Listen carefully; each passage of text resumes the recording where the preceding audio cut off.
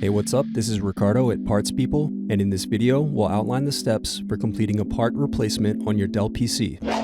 Visit our website and use this coupon for a 5% off discount.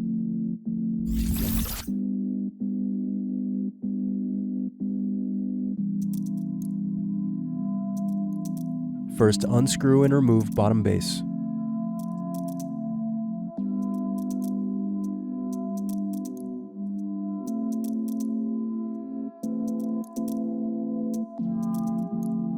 Now unscrew battery.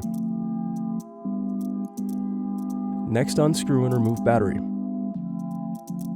Now unscrew cooling fan.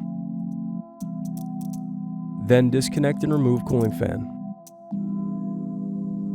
Thanks for watching. Don't forget to like and subscribe if you enjoyed this video. And if you need more, check out this playlist to watch other tutorials for your laptop.